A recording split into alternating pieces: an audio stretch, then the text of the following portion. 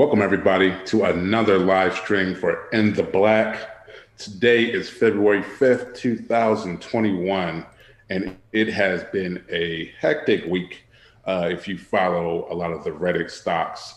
By that, I mean GME, AMC, Naked, Bed Bath & Beyond, and a host of others. It's been really crazy. I don't think I've ever been excited to wake up to see what each trading day has in store. It's been a bit of a disappointing week, to be quite honest with you. But I've also seen that this week is, in a way, galvanized some people. If you're still in there, I think you're in there for the long haul. You realize that this battle is still ongoing. If you want to essentially, take it to the hedge funds, you want to show them that all these short ladder and manipulations that they're doing is not going to work, then you're still in this fight. And so am I. I still have all my shares of AMC, haven't sold anything. Are you a killer? I plan to sell going into next week, barring that it reaches to like $1,000 or something. But, I think what's happened this week is it's starting to desensitize some people from some of the manipulation and mind games and constant media bashing that's been coming out. Now when I look and I see people, on mainstream media downing GME and AMC, it doesn't bother me much anymore because it's kind of to be expected. When I see the short ladder attacks and the stock going down for no reason, even though there's a higher volume of buyers than there are sellers, it almost goes to give the cause more validity, in my opinion. So, it's a crazy week, but I think we learned a lot. We learned the free market isn't so free this week. What do you think, Troy? I think Robinhood's kind of toast. And I will say, part of me feels bad about it. I'm not going to sit here and deny the impact that Robinhood hasn't had on the investment game. So many people have, found their first brokerage and began trading because of Robinhood. The commission-free trading, that's 100% on Robinhood. So they've changed the game in that aspect. But I believe that a combination of pressure and absolutely terrible PR has crushed them. 76% of respondents say they plan on leaving Robinhood. One thing about these Wallstreetbets stockholders is they were some of the most furious people in Robinhood. Some of the biggest traders, some of the people swinging lots of money. Here's my Robinhood portfolio right here. It's goose eggs all the way around. I've wiped it out. I've begun to transfer it to my new brokerage. I'll say goodbye. And I did some good work with them. Past week, you can see the damage that Robinhood did to my stock. Even though my money's out, you can still see the price movement that I got. Over the past month, though, still doing good. The big one is my year to date, and really, most of my money in Robinhood began in August. I like how it's negatives, but yeah, that's where we were. But you can see the work that I did in Robinhood alone. $14,879 earned, but all that's gone. All my trading's gone. It's all over. I'm leaving them. I think there's a place for Robinhood for brand spanking new investors. I think you said it best. Robinhood is like a tricycle. It's get your first idea of pedaling and what have you. It's time to move on to real bikes and real brokerages. The PR is what crushed Robinhood for me. They want to talk about the requirements, the T+2, and the things that happen behind the scenes. But the reality is, the clearinghouse and the money they needed to have on hand, that would have been true of all of their trades. Like they had money to complete every other trade except for on these particular stocks, which benefited people with owning interests in Robinhood. They moved the numbers. Their CEO went out there and did an absolutely horrendous job. They should have sent actual PR people out there. Let's see. At the stock impaler is what they're calling him. That's a great one.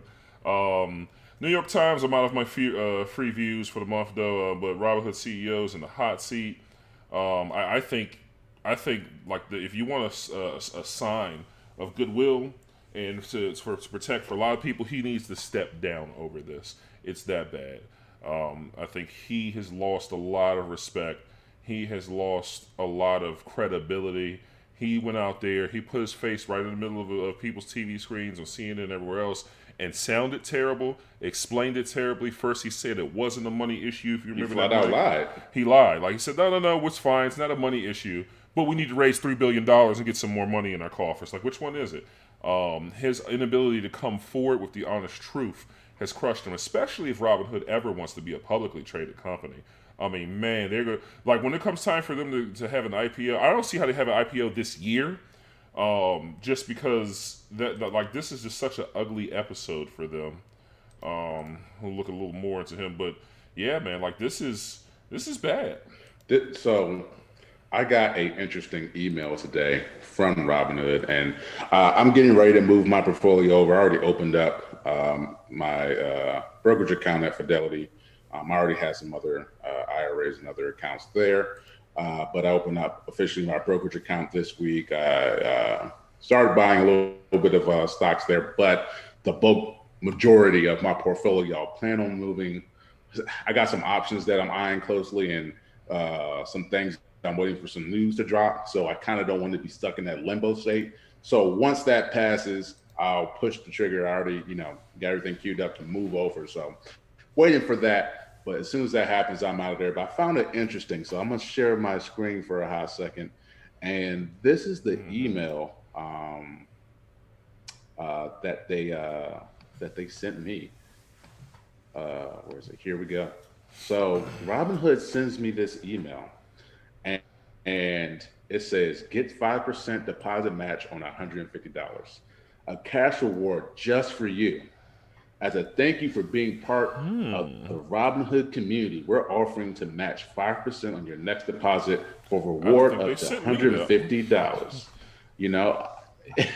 I think because they saw me turn my automatic deposit off and everything off, and they probably saw the way I'm posturing my account. Maybe I'll get that in a day or two, because most of this stuff happened in the last 24 hours for me. So yikes. So they're essentially saying, please put in more money and we'll give you free money. We'll give you $350. See, the problem is this measly $150 that they're offering, I've lost thousands thanks to their shenanigans. Thousands with a thousands. Right now I'm looking at my total loss.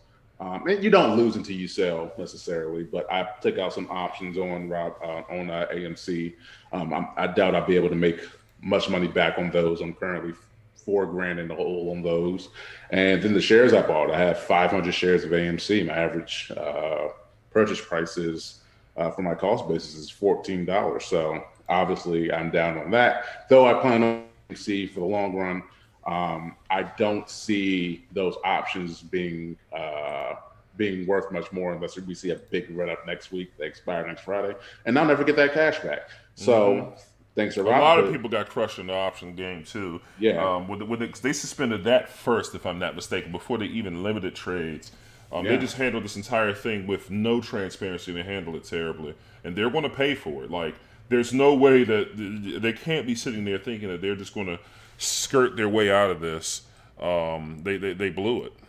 Yeah, I mean they really messed up, and like I said, there's so many, like you mentioned earlier, so many people are using that platform, especially people who were probably big on these Reddit stocks. It really did them a lot of harm. It really damaged their reputation. Like you said, I can't see them IPOing this year. It's too much damage. I heard they're going to be doing a Super Bowl ad, if I'm not mistaken. They're on full damage control, trying to put out the fire. But at this point, it's too late. When you cost people that much money and you're going to say, hey, if you send me another $3,000, I'll give you $150 back. That doesn't do nothing for anybody. Nobody wants to see that.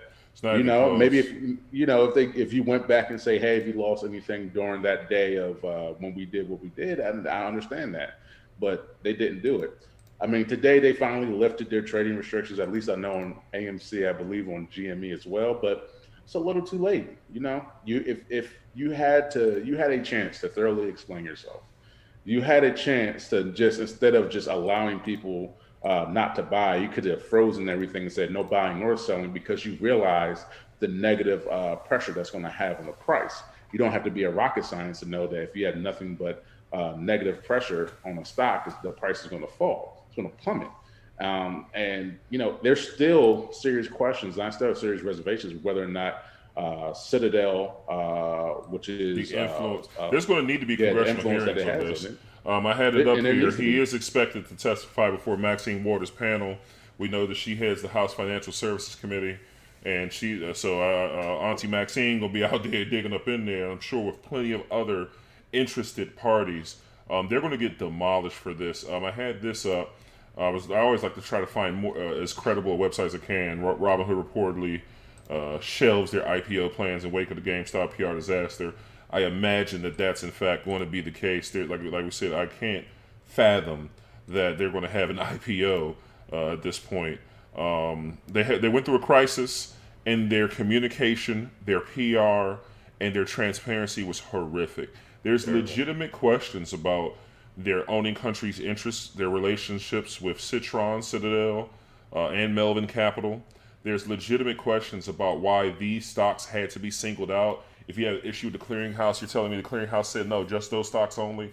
Either you have money on hand to back up stock, or you do not. It's not like each individual stock that exists out there has its own special bank account that you got to have money in. So that's a big question for me. They pose no limits anywhere for any other stocks other than those stocks that were all highlighted through the Wallstreetbets and the Reddit forums. So it's like if my credit card don't work, it don't work though. It's like, hey man, you can buy milk, but you can't buy bread. Like that's. I understand that piece. I mean, because these stocks, they're not the only volatile stocks that are. No, what I'm saying, when I say the volatility was high, the volatility was like 8. Oh, it was astronomical. That's fair. And it was across all these Reddit stocks. But what I'm saying is, the clearinghouse, right?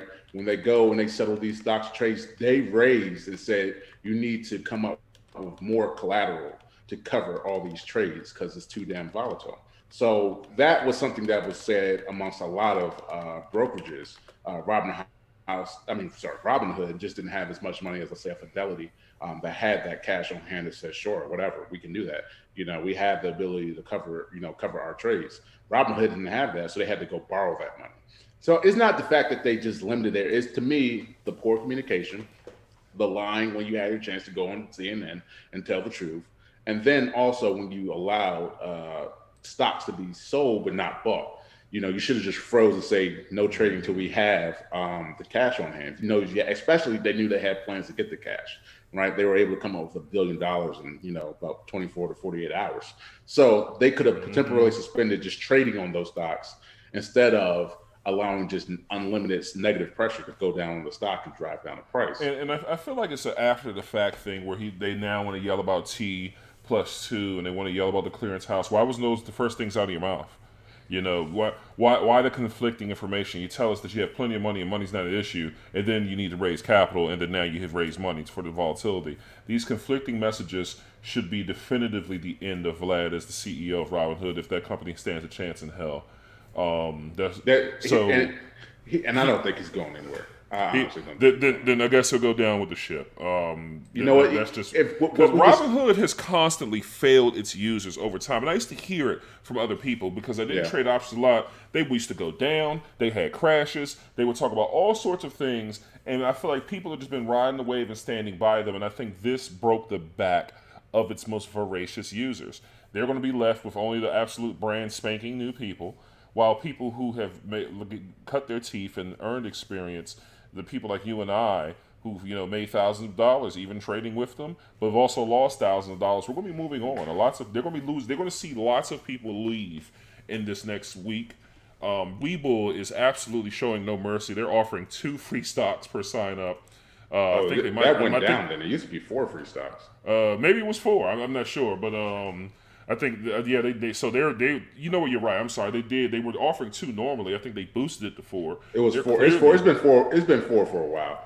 Okay, so they're trying to get all the business out of there, and they were hemorrhaging to Webull even before this year started. They were losing hundreds of users to Webull back in December. Bloomberg had an article out about that. And here they are now with this absolute P-bar disaster. And I just took a look at it and realized that Vlad's just as old as we are. He's our age. He's very young tech billionaire. What they've, and it's not to say Robinhood hasn't done anything good ever. Again, we've highlighted those things, but there are consequences to be paid in this business game when you are playing with people's money. Ultimately, that's what they did. They played with people's money. They cost people thousands. And I know there's a lot of people out there who are going to say, well, the bottom was going to fall out somewhere. The squeeze was going to end eventually. People were going to lose money eventually. Let the market settle itself. But the market has to settle itself. When you put a thumb on the scale, you can't be upset when people challenge the results. That's like saying, any sport, any game, we got to play it out there on the field. He played the role of ref and changed the rules in the middle of the game. If we're about to take a knee and it's going to be all zeros and on fourth down, it don't matter, clock's going to run out, and we all of a sudden put 15 minutes on the board, you can't be upset when people are pissed off. If you tell me that team can score, but you cannot, you can't be upset when people are pissed off. And you better be quick, clear, and concise with your communication over why those things happen, and he did none of the above. And to be honest, who's not dragging him is the better question. I've seen this guy get dragged from Chris Cuomo on CNN to Elon Musk to Mark Cuban to Kevin O'Leary. we know. Yeah, he's going to take his seat. He's eating it from billionaires. He's eating it from on-screen personalities. Here's the problem: these dudes never are held accountable.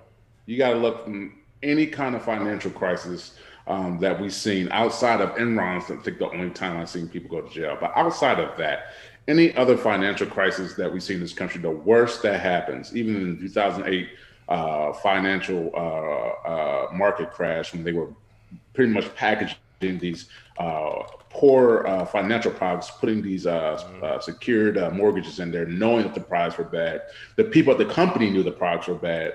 Even the employees would say, I can't believe he sold this shit to another human being, saying that, and told him that was a good financial investment. And none of those people, even though they willfully and knowingly misled people into losing millions and billions of dollars, they didn't go to jail. So I don't have, a lot of those players are still around today, still playing the same games, just changing the rules.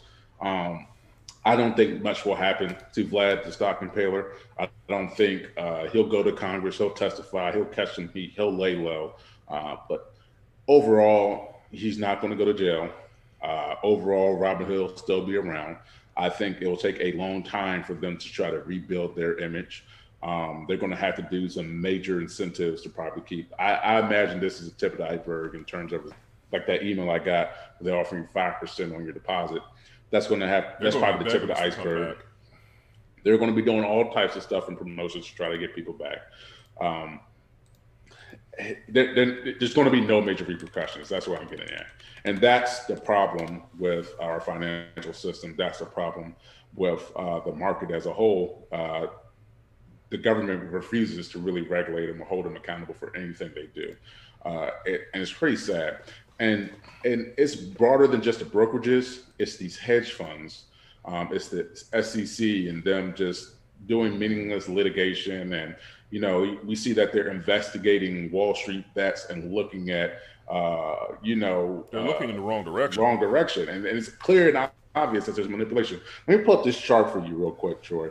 And it shows GameStop and AMC over the past week and a half.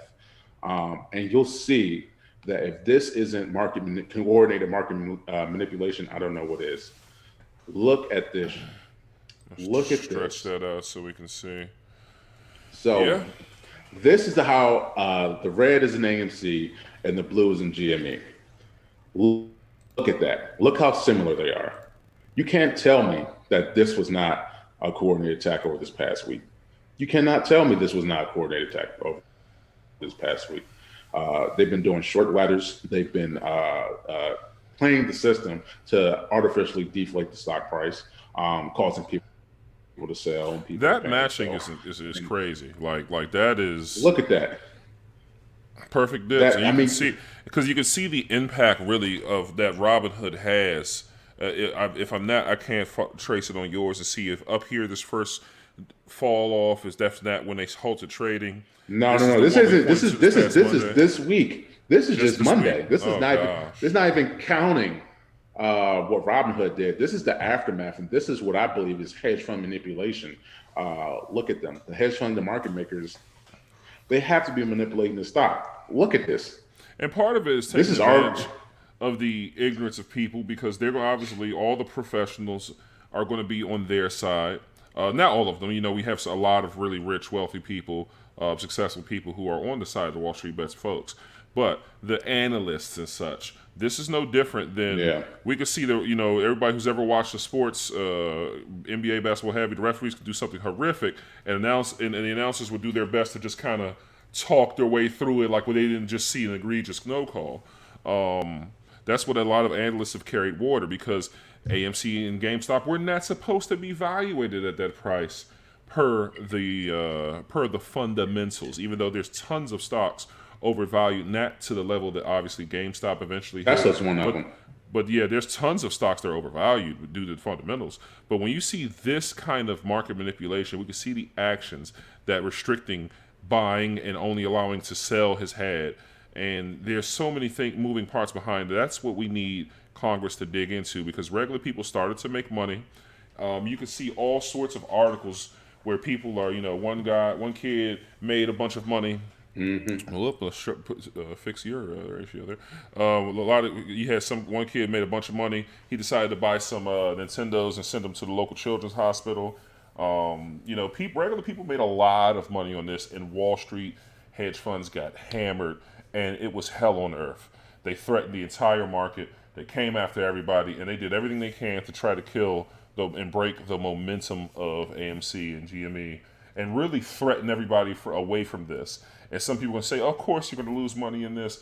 But again, if the market did it on its own, that's what everybody has agreed to is fair. It cannot be Robinhood sticking their hands in this. Because the reality, if they get away with this, Mike, I think we're going to see brokerages do stuff like this often. What's to stop them when it benefits them? What's to stop them even working and colluding behind the scenes with these clearinghouses if there's no investigation? What's to stop them from having, there was a spike in the price that we didn't agree with. We're going to have to pause trading, on volatility while they've shorted the stock and the price falls out of questions. The price of a stock can climb and fall like the wind, like the temperature on a day. It's so many things affect it. Bad news, pressure, but damn sure not allowing people to buy any more of it will do it. You create a money machine for them. They can never lose if they're going to be allowed to halt the buying of a stock. And I agree. I mean, it clearly shows the system is rigged. I think I said this last time. I mean, if there was ever a basis for cryptocurrency and decentralized markets, decentralized exchanges, a decentralized currency, this is it. Because it's not fair. It's not fair. It's not fair that the game is rigged only for the people at the top to always win.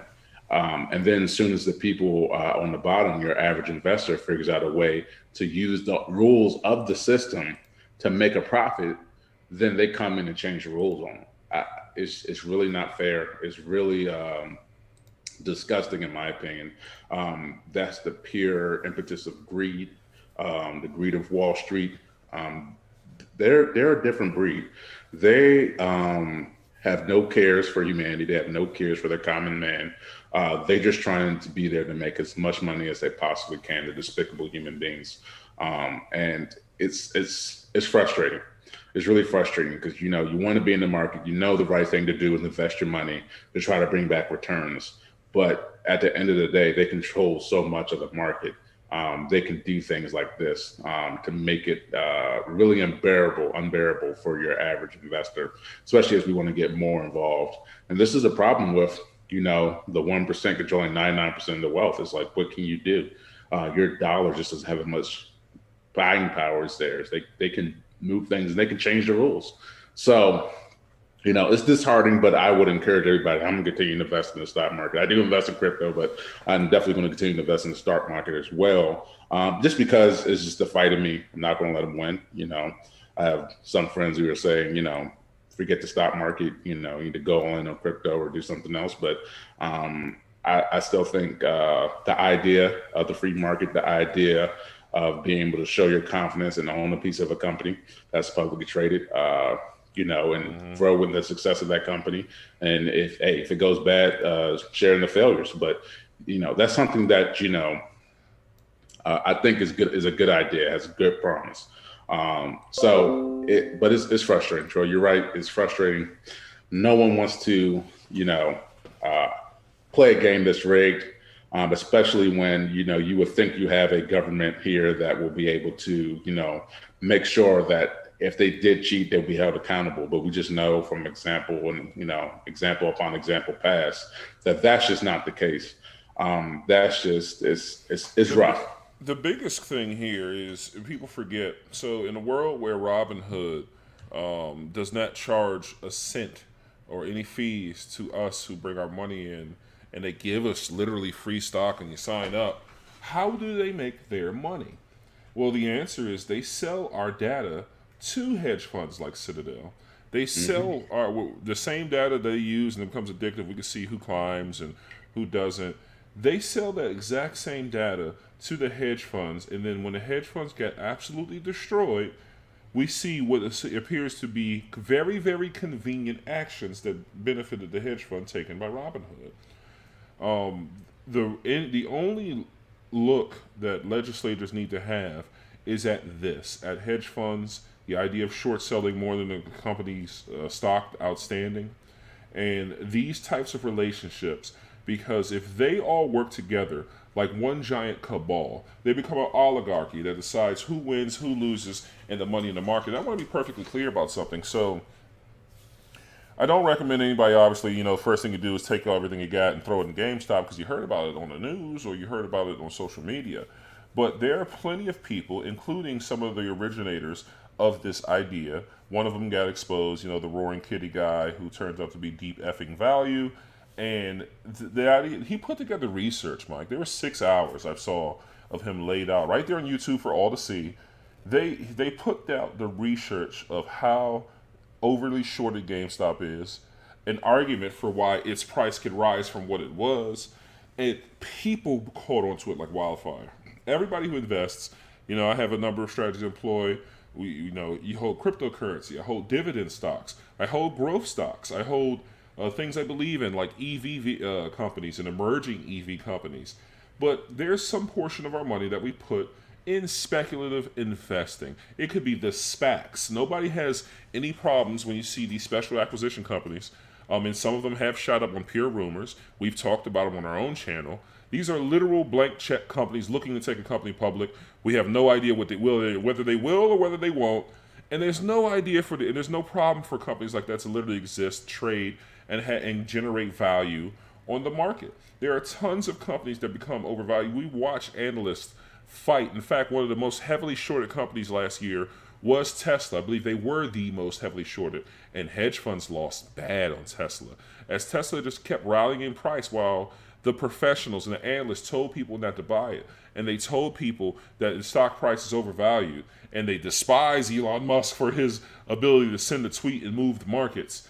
And here we are, again, hedge funds telling us that they're here to protect us. Yes, I make billions and, I'm going to buy a new beachfront house in Miami. But look, we're here for you guys. The customers need to be protected as if they care at all. They don't care when they pound stock into the ground. They don't care when they pound average Joe's investments into the ground, what their retirement is invested, their houses. We know that they will subprime them suckers, ball them up, and stuff the entire American economy down the toilet. This is where we need to be looking at.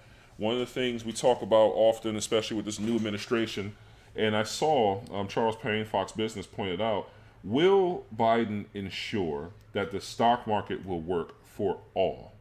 That's a huge question. The stock market is a huge part of American finance, a huge part of what makes us the richest company in the history of the world. And will they work only for hedge fund billionaires, or will they work for the average Joe? That's the number one question that needs to be in the forefront of everyone's minds, as Vlad and many of these other CEOs and executives from Melvin to Citron to Citadel Everybody, the clearinghouses need to be dragged in. We need to ask questions and find out why these things worked out the way it was. Why was it when hedge funds were at record-breaking losses, heaven and earth was moved to fix those losses? And then the second part is, the people will vote with their dollars. Robinhood's easy to sign up for and easy to get money in. Here's our Vice article up on the screen. Robinhood's customers, not this one, that one. Robinhood literally screwed its users, but still more popular than ever. They were able to raise $3.4 billion in a blink of an eye over a weekend. And there's a lot of people who are new. Heck, I had a friend of mine just a few days ago when I was mulling it and around the fence. If you're brand spanking new, they're the tricycle. Go hop on the tricycle. The numbers are easy to read, things of that nature. But the bottom line is, will this stock market work for regular folk? Are you going to continue to allow hedge funds to drive companies to the ground? Hedge funds want to drive airlines stock into the ground. You know why? Because they know the government will bail them out. This affects everybody. And that's the only questions that needs to be investigated here. Not whether or not people who put every thought they have in full transparency, even people said, I'm willing to lose money just to purchase hedge funds. All that stuff is open and transparent right there in the Wallstreetbets Reddit. Google, you can find it, and anybody can see it. But I can't see the conversations that happen behind the scenes here between Vlad and the clearinghouse. We know that he came up there and told us two different stories in public. I can't see the conversations that went on between Citadel, Citron, and Melvin Capital. Yeah, I think going forward, without any decisive action from Congress, this type of stuff will continue to happen, and it will happen again. And it's just going to be at the expense of, us. And what's funny is, back in the 2008 financial crisis, when all the big banks and the hedge funds went down and lost billions and trillions of dollars, who did they ask to bail them out? Who? The taxpayer, us, me and you. We were the ones asked to bail out these multi-billion-dollar companies with our hard-earned tax dollars. They were quote unquote too big to fail. And yet, when they clearly move in a way and manipulate, when retail investors find a way to, really make some money, really make some, in some cases, really life-changing income. They get one person from one stage of life to the next. They move heaven and earth on their side to squall this and crush this out. You would think that we were dragging them down the street and literally robbing their house. They behave like we literally stuck our hands directly in their damn bank account. Like we literally robbed their family. They said, "How dare you play the game that was exclusive for us to play?" And the fact that we had the nerve, and then they say that we're stupid and we're uninformed, that we don't understand things, and we don't understand the market and how this would destroy the market. I was like, if the market is just fragile, then we have bigger problems anyway. If it can't stand GameStop pumping up to $400, even $1,000. I mean, if that's what the going rate is, then that's what it is. If people believe in the stock, they believe in it. And you took a bet that shorted the stock. You said that I think this company is not going to make it. I think their stock price will plummet and be next to nothing. And we're going to do something which is incredibly stupid for me to, Well, looks like we lost Mike there. We'll have him reconnect. Just give us 1 second, guys. We'll take a quick break there while we get Mike back on the line there.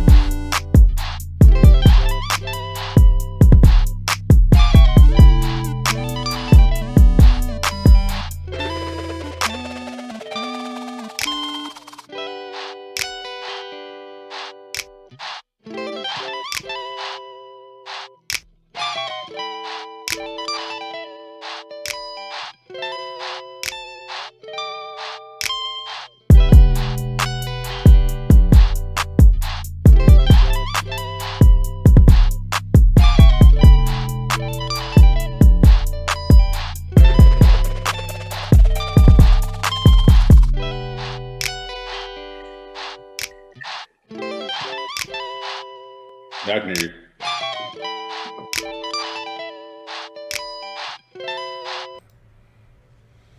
Alrighty, let's see here. Make sure we are back up and live. There we go, guys. All right, thank you for bearing with us there through a little technical difficulty. Start talking about hedge funds and magic happens. You start, that reach must be long. And it really just kind of goes back into the idea of just powerful people essentially being able to do whatever they want. They can print money, they can have overvalued assets, they can, do all the above. And regular people, it's madness.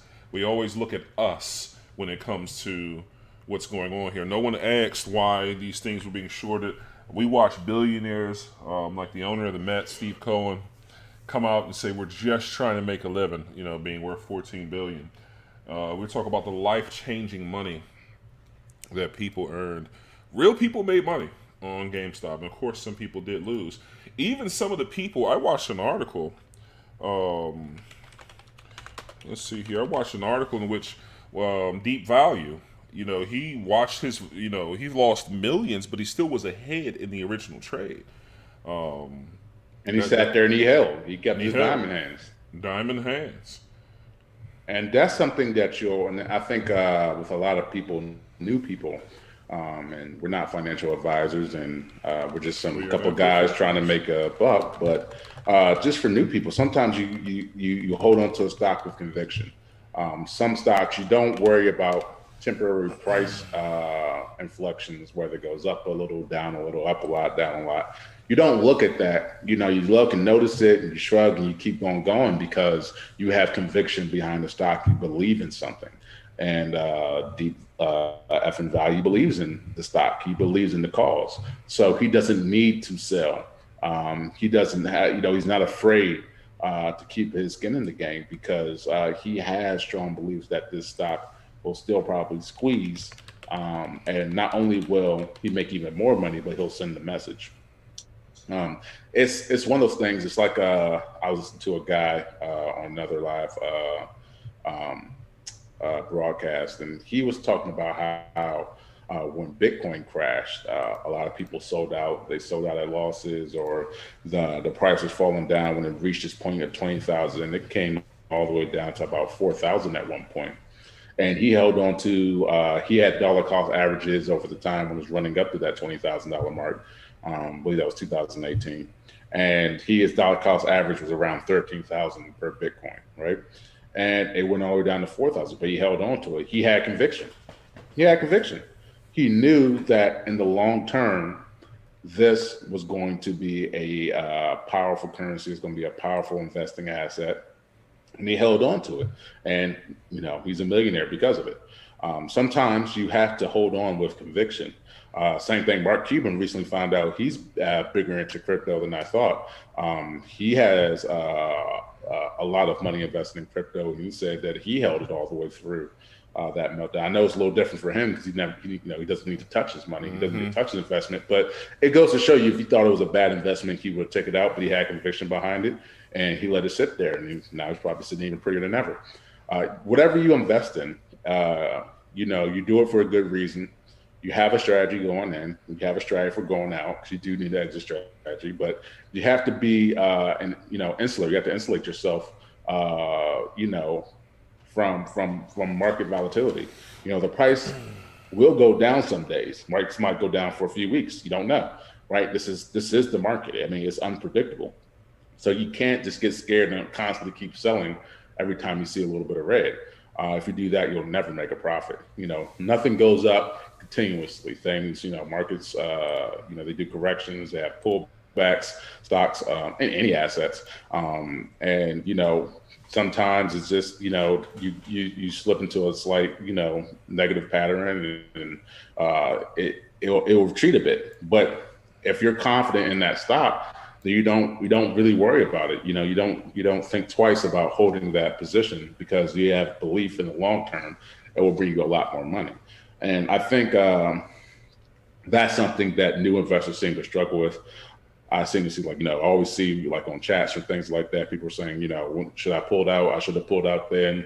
They're second guessing themselves. They're saying they're constantly want to know when they need to pull their money out. Nobody has a crystal ball. No one can tell you when to pull your money out. One thing that will lower the angst is if you're only investing money that you can afford to lose, then it takes some of the sting out of seeing those red days, because you know that this is an investment. I know that I might lose some of it or all of it, So you need to make sure that you don't have money you need in the game, because that will cause you to make irrational decisions, and those irrational decisions will end up costing you even more money in the long run.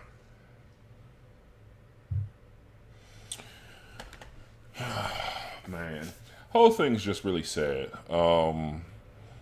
It's sad how this all played out, because while we saw billionaire tears, regular people, life-changing money.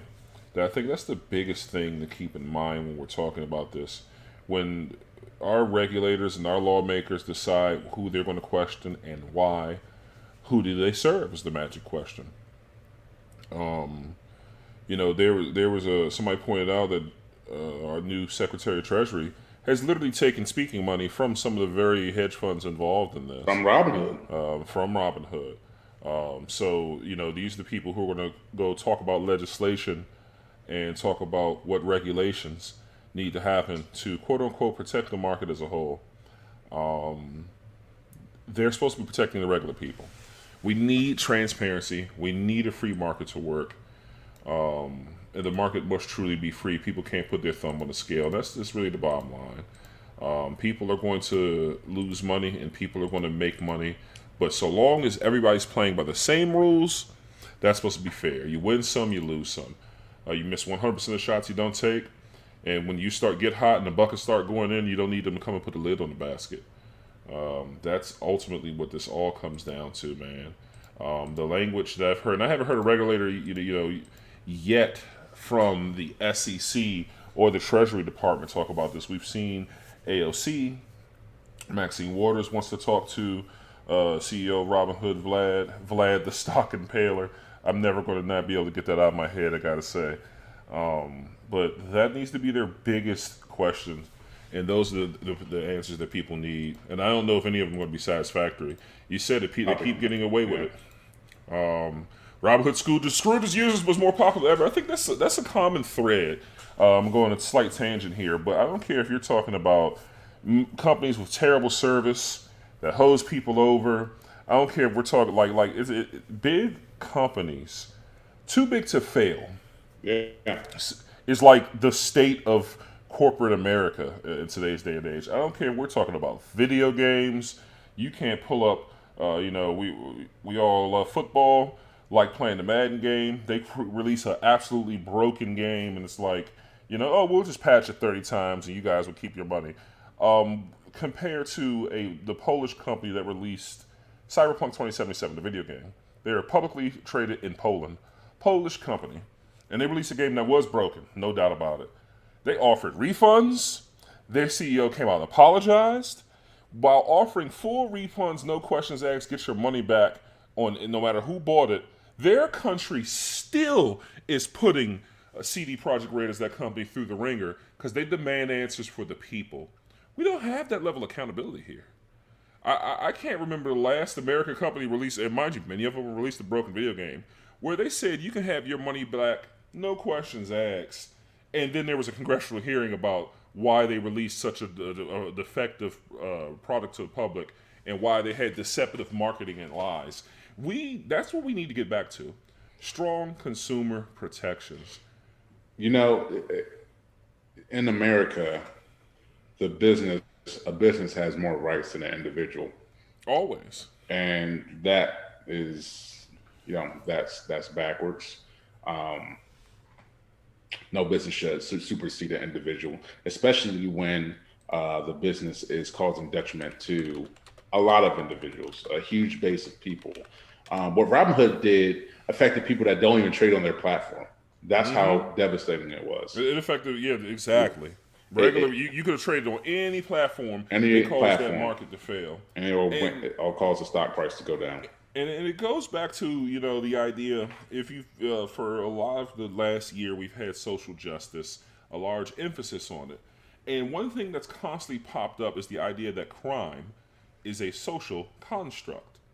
And what do they mean by that? So if you work at a store and you put your hand in that register and you take out $100 bill, stuff it in your pocket, for whatever the reason, and walk out, oh, the cops will be there. They might come up guns drawn. They might blow the hinge off your door.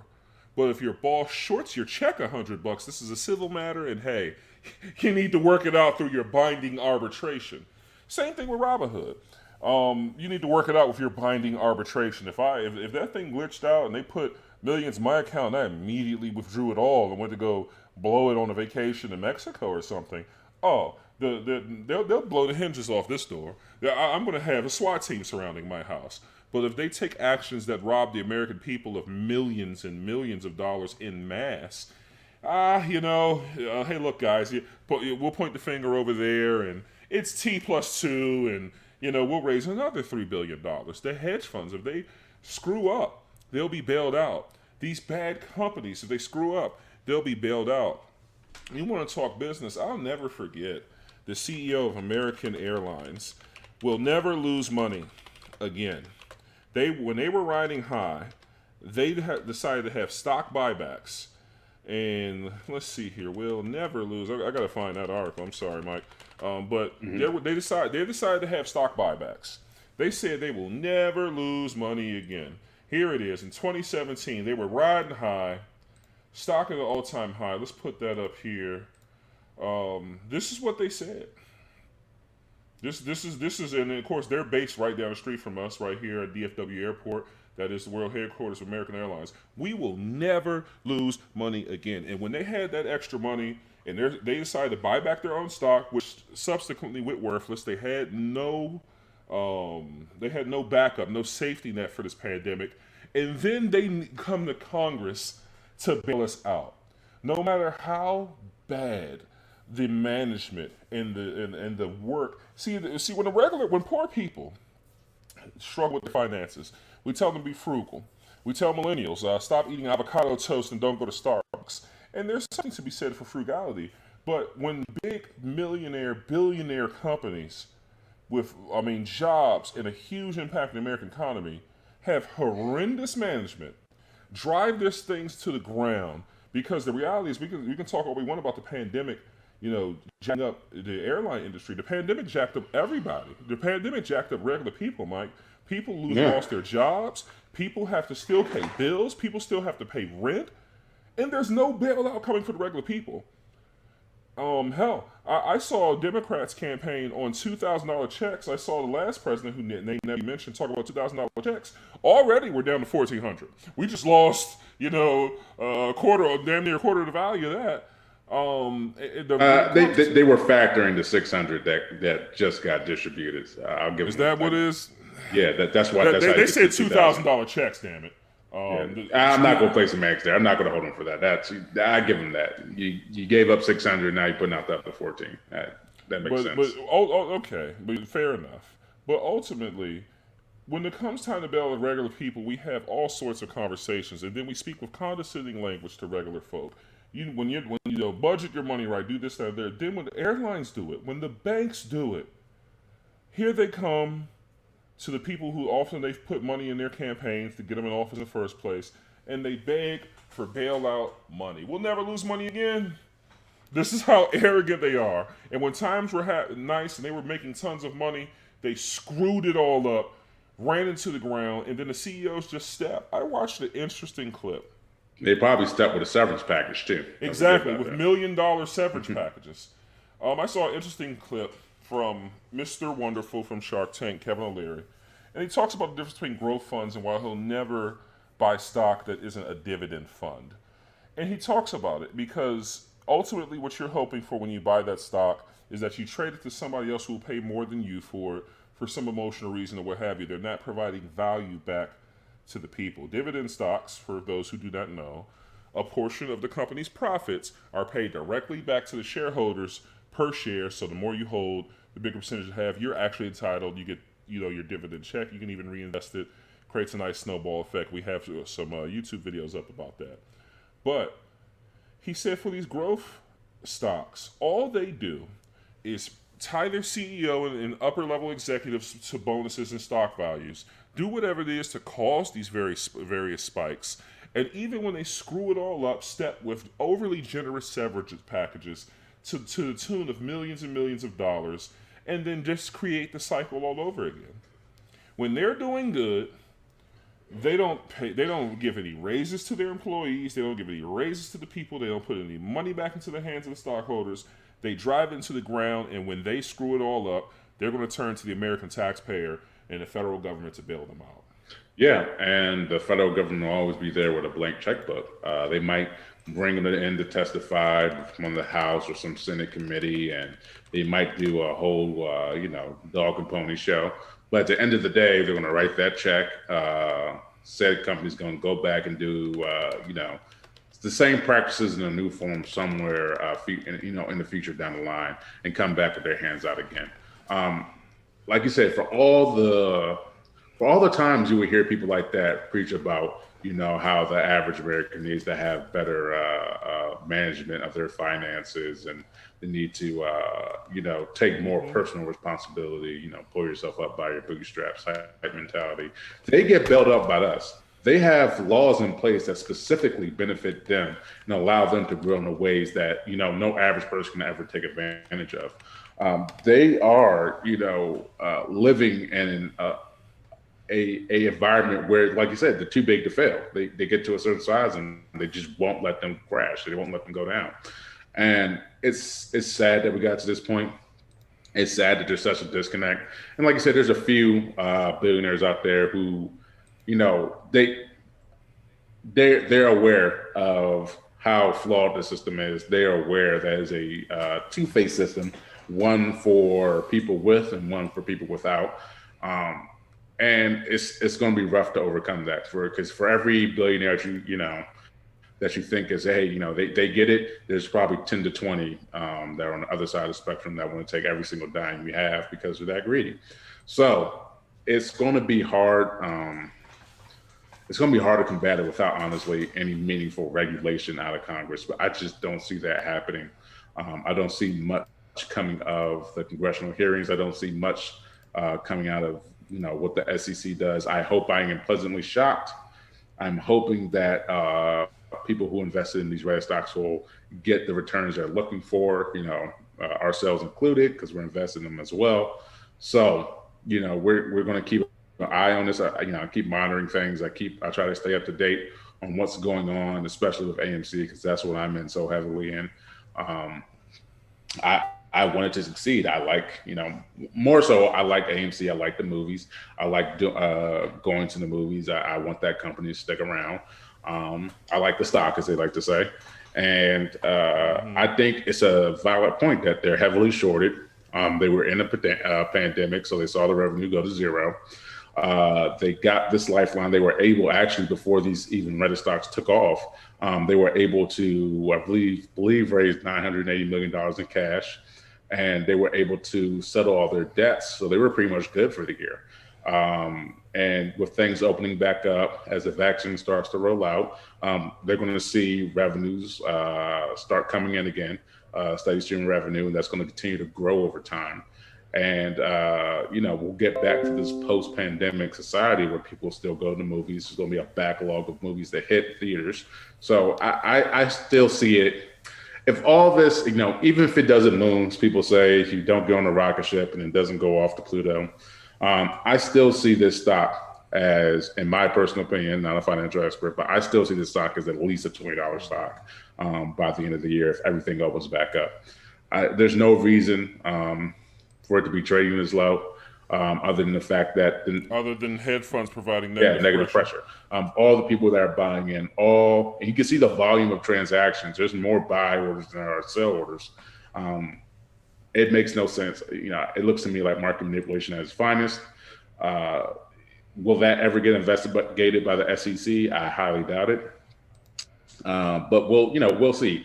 We'll keep trading the stock. I'm gonna keep holding. That's up to you whether you're going to keep holding. That's a decision you have to make. I mean, if you don't need the money, then why not? But if you're hurting for that money, then maybe you need to reconsider. But I'm holding for the long run because it's only so long and so many games that they can play before the bill comes due. For these stocks that they're shorting, even they're trying to drive down the price, they're still paying interest on those shorts.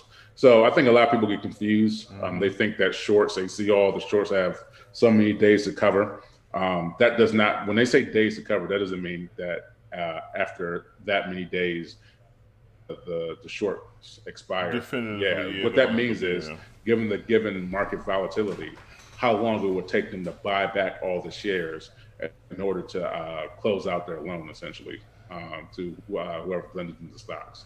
That's what that days to cover. So those, the smaller the days to cover means two things. It means that the volatility is really high, and that they didn't have as many stocks that they borrowed. But I think people need to get educated on that, because they kept saying throwing out days like, oh, Monday, Tuesday, or Wednesday, because they only have these many days to cover. That's not the case. They can hold the stock as long as they want, but they have to keep paying the interest on it. Stockholder could call it back at any time, but as long as they're going to really, for the most part, as long as they're going to continue to pay interest on it, while the stockholder could call it back. But at some point, they're going to get tired of paying interest. At some point, they're going to be paying more interest than they are actually have potential to profit off the stock, and they're going to want to get out. And that's when the squeeze will happen. That's when people will they'll have to buy back the stock. I think the idea of a gamma squeeze that people were talking about this week, when all these call options, there was a lot of volume at $15, $20, and I believe $40, where market makers will have to buy up the stock to settle those call options that got exercised. We never met those strike prices, so that type of squeeze could not happen, could not take place. So you didn't see that happen. But the squeeze that everybody's talking about, the short squeeze, that squeeze to me is still in play. That's what I'm waiting around for. While I wait, I'm selling cash secured puts. I'm sorry, selling cash calls. What that means is essentially I'm selling somebody else the right to buy my shares at a agreed upon strike price, but they pay me the premium. So usually when you're buying calls, you pay the premium and then you get the right to buy. When you actually own the shares, you own, same thing with calls, there are 100, option contracts, there are 100 shares. When you own 100 shares, you can sell a call. And when you sell a call, you get the cash premium. So someone pays you for the right to buy your strike price at the agreed upon strike price. And, I use that to generate additional income off of them, while I wait for it to moon. The downside to that is, of course, if it, really does moon in the, in that time frame, then, you're limited on your gains. But if you do it right, you can make some good cash in the meanwhile, while you're waiting for the stock price to eventually, hopefully, hit this short squeeze that everybody's hoping for. So, but, you just got to keep playing the game. You can't give up. You can't, you can't get frustrated at the overall market as a whole. And, you just got to keep grinding, keep finding ways to push through all the BS that hedge funds and market makers are doing, all the brokers are doing. And eventually we'll probably get there. Yeah. At the end of the day, it's the story of David versus Goliath. It ain't going to be easy. You got to keep pushing. Everybody wants to carve out their own piece of economic prosperity in this world. And investment is still the way to do it. Investment doesn't just have to be traditional stocks. So there's a lot of people who use the events of the last 2 weeks to heavily push cryptocurrency. To each their own. I recommend everybody. And the biggest point I want to spit out real quick is, don't just listen to strangers on the internet. We are not professionals.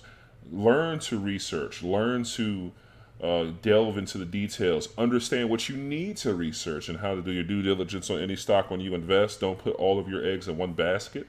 Understand diversification. Have a diverse portfolio. When you decide how much money you're going to invest, at some point you might just buy one stock. Fair enough, but please don't go pull your life savings and throw it in the stock because you saw somebody on a chat room or even this live stream say something good about what could potentially happen in the stock. Don't give up on investing. Some people can throw in the towel. Robinhood, I did. But there's tons of brokerages out there.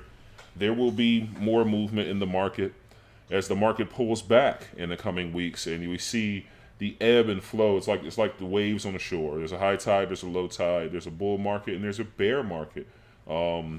Shameless plug, we have YouTube videos to discuss all those sorts of things. But don't give up on it is what I recommend for everybody out there. Hopefully our lawmakers will look into this. You said it yourself, though. Don't expect tons to come from it because there's no repercussions for it. Even when these CEOs step down, they don't get fired. They step down with comically generous severance packages. I just want to go back to this one thing. As I looked at the article while you were talking your last one, why did that reload on me? You can't talk about him, see? But the CEO, there we go. So from 1978 through 2013, the American Airlines cumulative profit for all of those years combined was $1 billion. And by the end of the year, this was 2017 when this article came out, the airline will have earned $19.2 billion in pre-tax income in the last 4 years. And they benefited that. And this is Doug Parker. That is the CEO that was talking about this. Here we are with the newsroom from last April. In the wake of COVID-19, they immediately put their hands up for billions and billions of dollars for payroll protection. Hey, if you don't give us some money, we're just going to have to chop all these people. They love to hold people's jobs as hostage. And the interesting thing is, like, so do you never plan on coming back? Ever? Yeah. You're going to need your pilots and your ramp control agents and your flight attendants. You're going to need those people. And then the sad part is the moment, not an hour soon, they were holding this over to Congress to extend their benefits, just ready to give people the axe. And this is the same CEO, Doug Parker. That's the work he did. With all of those wins and all of those profits, they couldn't. This is in April of 2020, Mike, when they had their hand out. They couldn't get a month in, Mike, before they were begging for money from the federal government, begging for taxpayer dollars and loans.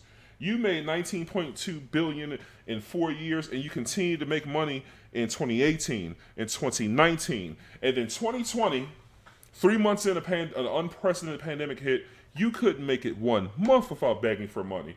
And really, that same idea, I tweeted about it a while back.